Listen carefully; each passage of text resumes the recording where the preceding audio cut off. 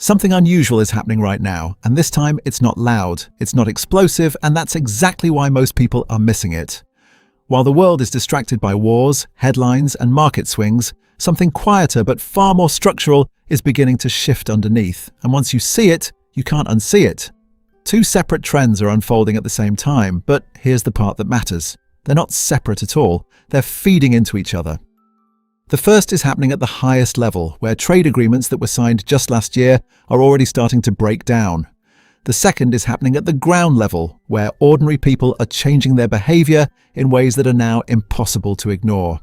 And when policy shifts and public behavior start moving in the same direction, that's when things stop being temporary and start becoming permanent. Let's start with the deals, because this is where the pattern begins. When Donald Trump returned to power, the strategy was simple on the surface, but aggressive underneath.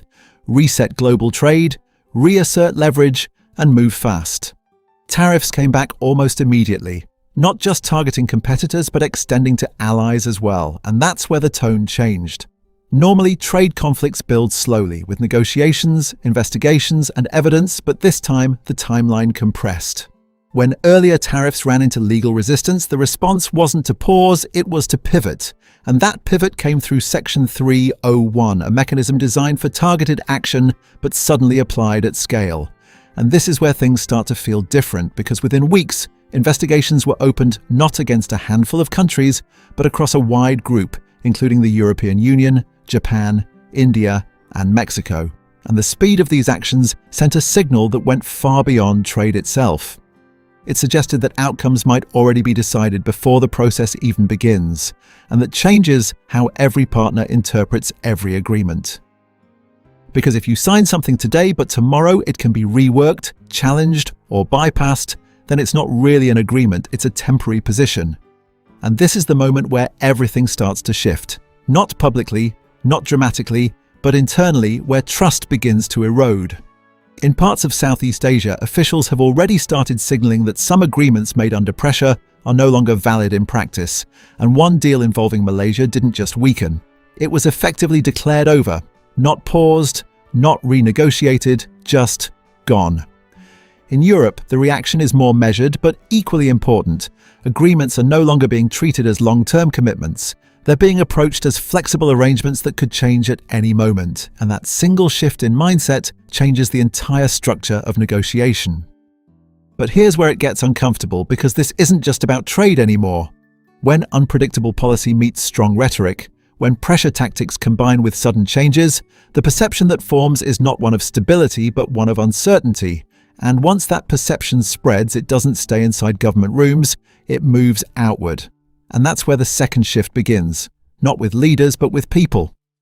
In Canada, something very real is already happening, not through announcements or policies, but through decisions. Millions of people are simply choosing not to travel to the United States, not because they are forced to, but because they no longer feel the same pull. And that difference matters. Road traffic is down, flights are down, bookings are down, and this isn't a short-term reaction. It's a sustained change in behavior, and behavior is far more powerful than opinion. Because once habits change, they tend to stick. And this is the part many underestimate, because it's not loud, it doesn't trend every day, but it compounds. Surveys show that a majority of Canadians now feel less inclined to visit the United States, and a significant number have already cancelled trips, not hypothetically, but in reality. And that creates immediate impact, especially in areas that rely heavily on cross-border movement, where businesses tied to tourism, retail, and hospitality are seeing noticeable declines.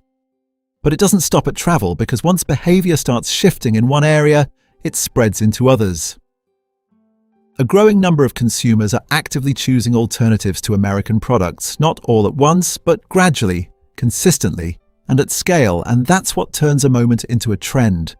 Europe is showing similar signals, though less intense but still meaningful, with countries like France and Germany seeing rising support for consumer pushback and measurable declines in travel. And here's the part that changes the entire perspective. Globally, tourism is growing, yet travel to the United States is moving in the opposite direction, which means this is not about global slowdown, it's something more specific, something more targeted. And once you zoom out, the pattern becomes clearer, because this isn't isolated to one region.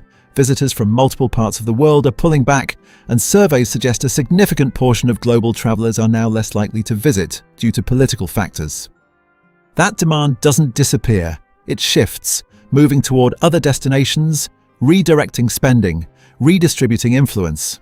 And when you combine that with changing consumer behavior, the economic effect starts to build, not in a single moment, but over time as thousands, then millions of individual decisions stack together.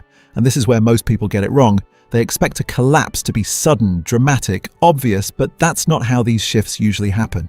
They happen quietly, gradually, and then all at once in perception. Because this isn't just policy anymore, this is behavior changing in real time. And once behavior changes, it rarely snaps back to what it was before. So the real question isn't whether something is shifting, the signs are already there. The real question is whether this is temporary adjustment or the early stage of something much bigger.